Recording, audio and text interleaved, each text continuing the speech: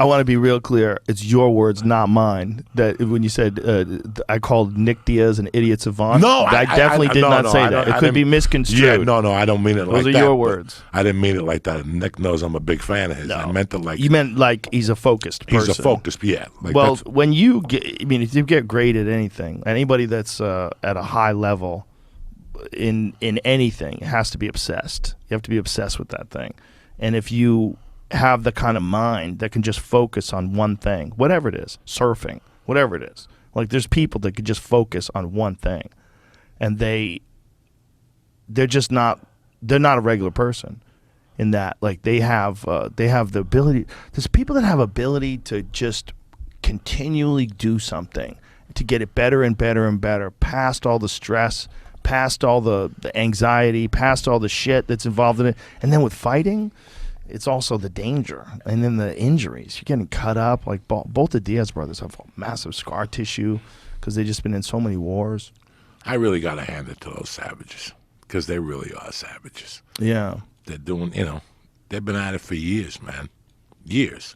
And they'll still come back and fight, whether, whatever. I don't want them to. I mean, it seemed like Nick's I'm not Nate. Nate's still active, and Nate's still awesome. I mean, Nate almost knocked out Leon Edwards in the 5th round of a crazy fight. I mean, he hurt him bad in that 5th round. Nate's still at the top of the food chain, but Nick had one fight back against Robbie Lawler, and it just didn't necessarily look like he was doing it because he wanted to fight. He was doing it because he probably needed some money, and that's the thing that you hate to see for any fighter. You want to see the Nick Diaz when he was Strikeforce champion, the Nick Diaz when I mean, he was fucking amazing, dude. Like, a lot of people forgot the Strikeforce days. Like, when he armbarred Cyborg. Like, when he had that war with Paul Daly. When he had, Nick Diaz, when he beat up Frank Shamrock. I mean, Nick Diaz was a motherfucker in those days. Was. And he had crazy cardio, man. He would put a pace on guys, and they just withered. They couldn't take it. He would just start beating guys up. He would put that pace on. He did it to BJ Penn in the UFC. I mean, he would put that pace on you, and you're like, whoa. He would just start wailing on guys. They could not keep up. You're always backing up, and you can't breathe because he's always punching at you. You never get a full breath. You never get that moment where you're posing, looking at each other. There's none of that. He's just in your face constantly. You're trying to breathe, and you're just getting popped over and over and over again. You got to be a special person to be able to do that. You got to be obsessed, like full-on locked in. And when you're not, you shouldn't do it anymore.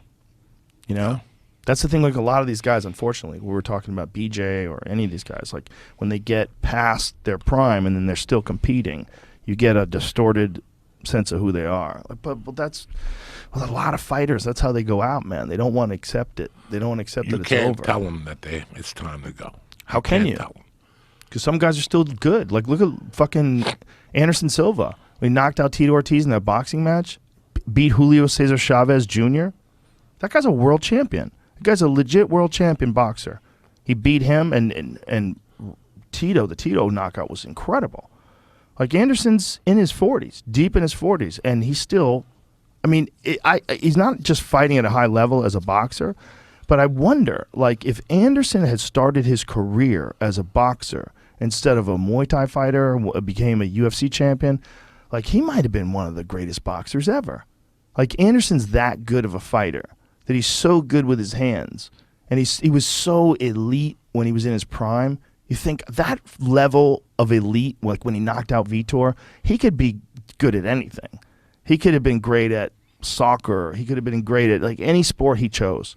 It was he hit this level of excellence, and the idea that he did it in UFC and MMA, but he couldn't have done it. I think he could have done it in boxing. I think he could have been like an elite world champion as a boxer. I think he's that good. I really wonder, because it's hard to tell, because he's in his 40s. It's hard to tell, but he's so good now. I mean, it makes me think, like, what would he have been like if he, just from the beginning of his career, just did nothing but boxing? I thought he was really natural with his hands. Like, I thought he was really, when I seen him beat, because I became a fan of his after Chris Levin. Yeah. Like, I was just happened to be watching that fight that night, and I always thought he had good hands. He had good accuracy, it seemed like. Amazing. Yeah. So Yeah, he could have probably been a great boxer, especially with what's going on now. You don't really know who's boxing anymore. He was one of the recipients of one of the first, not the first heel hooks in MMA, but the first flying heel hook. There was a dude named Rio Chonan, and Rio Chonan used to train with Mayhem. Yes, I and remember Rampage, I think too. See if you can find Rio Chonan taps out Anderson Silva. That's the only loss he had, Anderson, right, for a long time. Yes, Rio Chonan. Man, I think that's it. Yeah. So look at it. Watch what Rio does. It's so wild. He does some shit that only takes place in movies for the most part. He dives like a pro wrestling move, almost like dives, a scissor hold.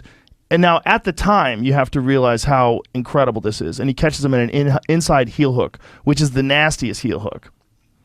And the way he does it is like, look how he sets it up. It's beautiful. It goes across like that, and that's like massive torque on the knee from that position. It's horrific. But see, you got guys now that are like really high-level leg lockers. And you see them entering into the UFC. But it was kind of rare for a long time. And this is pride. I want to say that fight was... I want to say that was 2003 or 4. What year was that? New Year's Eve of 2004. See?